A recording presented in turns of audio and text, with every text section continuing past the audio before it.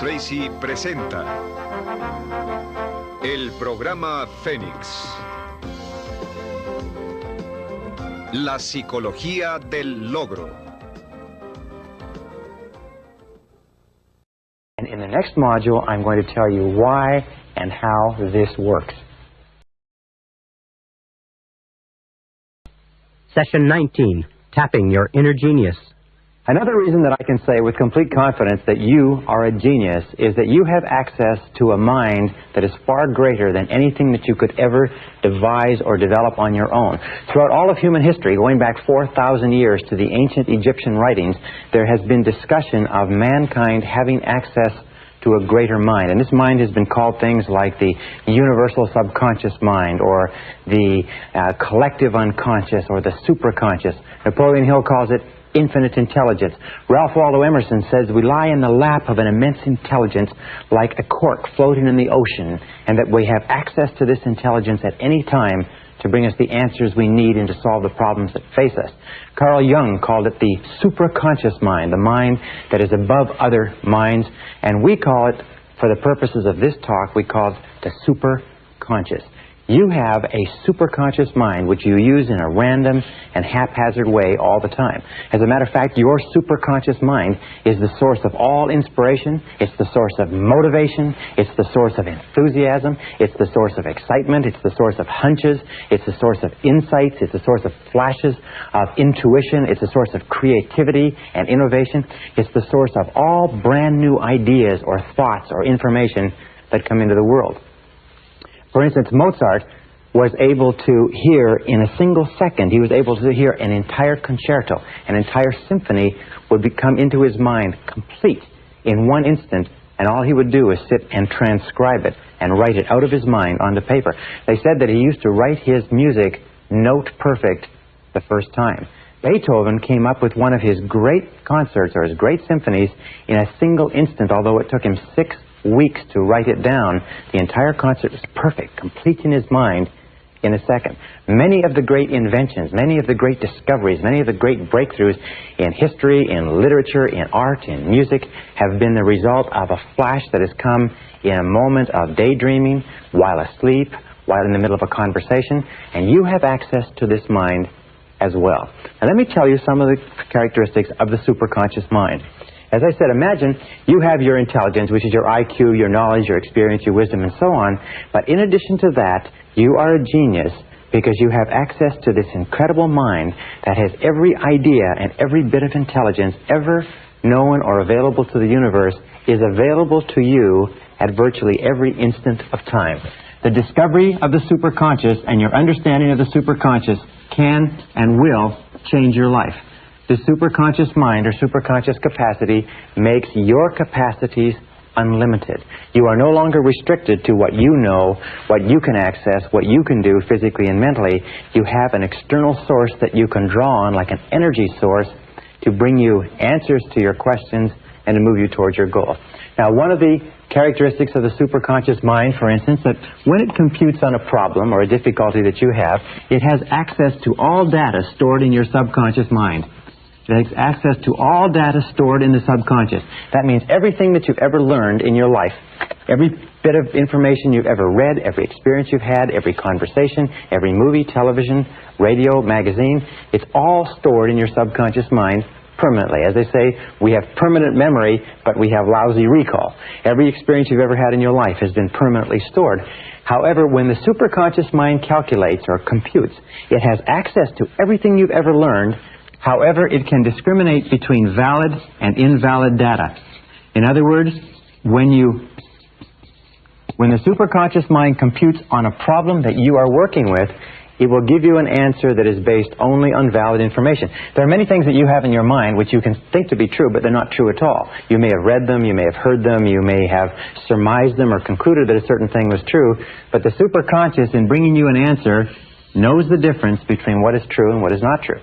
Sometimes you'll come up with an idea or a solution that will seem to be inconsistent with what you thought was the truth or what you thought was reality, but when you pursue it a little bit, you'll find that what you thought was true was not true, and your answer is correct.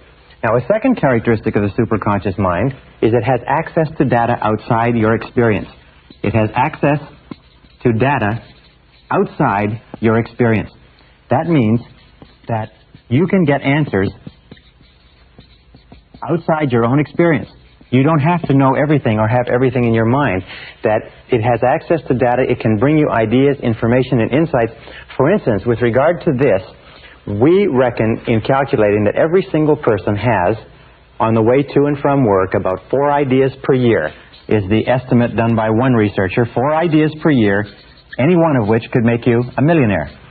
You'd be driving along. How many times have you had the experience where you're driving along or you're going about your day-to-day business and you see the need for a product or a service, and you say, now why doesn't somebody do that? Or why doesn't somebody make that or sell that? And you say, well, must be a good reason, and you forget all about it. Then a year or two later, somebody comes out with that same product or service and makes $1 million, and you say, I thought of that. I thought of that a couple of years ago. The difference was that the person who came up with the idea may have come up with it at the same time you did. Maybe you tapped into this energy source simultaneously, but that person had confidence or faith in their ideas, and you did not. There's a funny line from Groucho Marx, and Groucho Marx once said, I would never join a club that would have a person like me for a member. Very often we turn down our own ideas because they're our ideas. We say, that's my idea, it can't be any good. Listen to the ideas that come to you on a day-to-day basis, because very often, if one of your goals is to achieve financial independence, this mind will send you the ideas that you need to achieve financial independence. Here's the third characteristic of the superconscious mind, is it functions on a non-conscious basis 24 hours a day. It functions 24 hours per day when you are going about your normal business. That means that once you have programmed a goal or a problem or a difficulty or any question at all into the superconscious by thinking about it, dwelling upon it, getting it clearly defined in your mind, you can put it aside and go on with the rest of your work. And what will happen is that it will compute and work, and then it will bring you exactly the answer you need. And we'll come to that in a second. The superconscious mind automatically and continuously solves every problem on the way to your goal. Automatically and continuously solves every problem. All right, put a line here. Solves every problem. That's why you don't have to be able to see your goal. You only have to take the first step. And as you take each step and resolve the difficulty that is immediately facing you, in the Bible there's a beautiful line that says, this one thing I do, forsaking all others. If you just do one thing, the superconscious will resolve the next and the next and the next. You take them one step at a time, like a hurdler takes one hurdle at a time, like a journey is one step at a time. The superconscious mind will automatically and continuously solve every problem on the path to your goal, exactly as you meet it and exactly in the way you require. Now, a fifth quality of the superconscious mind is that it is capable of goal-oriented motivation. Sometimes people say, well, I'm not motivated. And invariably, when you talk to a person who is not motivated, you find that there's nothing that they want very badly. When you decide upon a goal or an objective, something you want to be, have, or do, the superconscious mind releases motivation. It is the superconscious mind that gives you the energy and the enthusiasm and the excitement that moves you toward it, but it requires a goal that you intensely desire. That's why we talk so much about goals in this course. Goal-oriented motivation, it releases ideas and energy for goal attainment. The superconscious mind is a source of what is called free energy. In other words, you can actually tap into this energy, and when you're excited about a goal, it doesn't matter how physically fatigued you are, you seem to be able to tap into a source of energy outside yourself that can run you and propel you, sometimes day after day, week after week, on only a few hours sleep a night. Everybody's had the experience of being caught up and involved in something that's really important, really exciting, really driving, requiring tremendous commitment, and you just have energy flowing continuously. Nikola Tesla, the great electrical genius, was actually able to tap this free energy to run the electric lights and the electric appliances in his home in a way that we still don't understand. But in order for goal-oriented motivation to be released by the superconscious, you must have clear, specific goals. This is the key. The goals must be clear. Clear, specific goals are what release this motivation.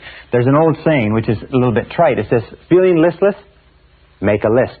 What it means is that if you're feeling listless and you make a list of 10 things that you want to accomplish in the next year, you will find that just writing that list of 10 things will give you a jolt of energy, almost like a detonator going off. Now, a sixth characteristic of the superconscious mind is that it responds to clear authoritative commands. Responds to clear authoritative commands. Now, what are clear authoritative commands? Well, one example of clear authoritative commands is positive affirmations. Whenever you use a positive affirmation, whenever you say, I earn X number of dollars, I weigh X number of pounds, I like myself, I am responsible, I feel terrific. Whenever you use these commands and you emotionalize the commands, that's why they must be authoritative and they must be emotionalized. You drive this message from the conscious into the subconscious, and the subconscious accesses the superconscious. So emotionalize your words. Use clear authoritative commands, and every time you use a clear authoritative command, it drives the idea deeper, it activates your superconscious abilities. It also responds to decisiveness. It's very interesting. There's an expression which I like to share with you, and it's simply this. It is, get serious. I have met men and women all over the country over the last few years, and I've noticed there's an interesting thing that successful people say. When I ask them, how did you come to become so successful? I mean, what was the turning point? Where did it change? You know, the words they use over and over again are these. They say, well, I finally decided to get serious. I finally decided to get serious. You see, we talked earlier about desire and decision. That there's a lot of people have desires. A lot of people want things, and they want to be things, and they want things to change for them, and they want things to be better. But they never make the decision to do something. They are going to make the decision, and they hope to make the decision, and they plan to make the decision, but they just haven't quite gotten around to it yet. And an important part of this is commitment. If I can put this down here, is that nothing great in life happens until you make a commitment. And a commitment means you decide to do one thing to the exclusion of almost everything else.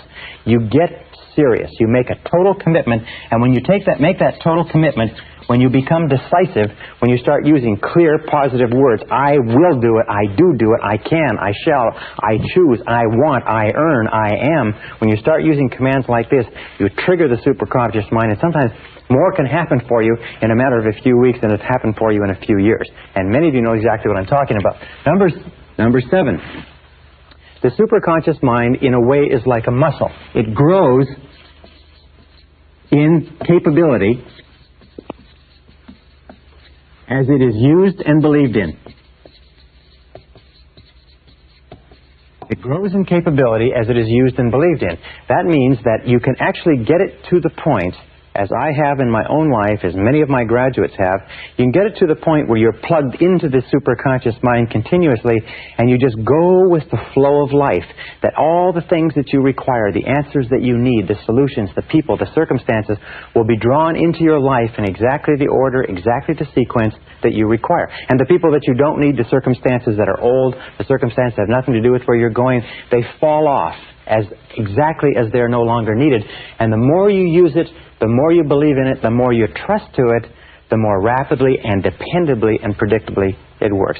Now let me tell you this. In all my studying of the biographies and autobiographies of great men and women, I found one thing, is that you only begin to become great as a human being to the degree to which you tap into and go with the flow of this superconscious energy.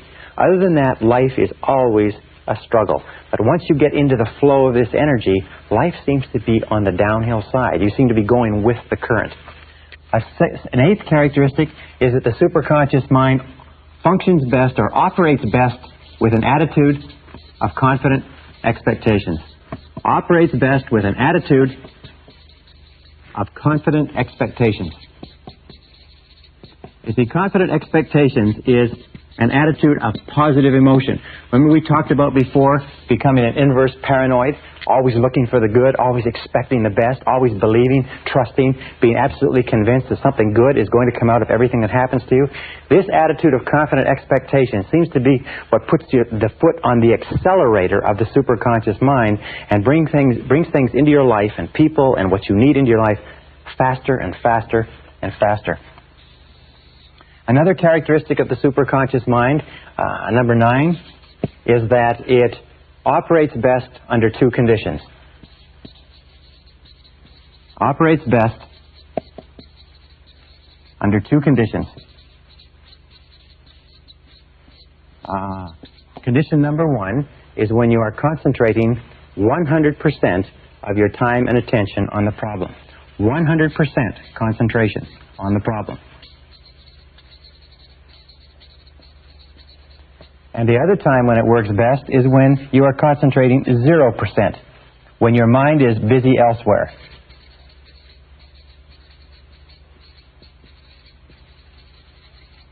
Those are the two things, but somehow the superconscious mind does not function in between. So the key, or the solution to activating the superconscious mind, is to try consciously to solve the problem. Now here is a very simple way to do it. You start to solve the problem by, number one, defining clearly what it is.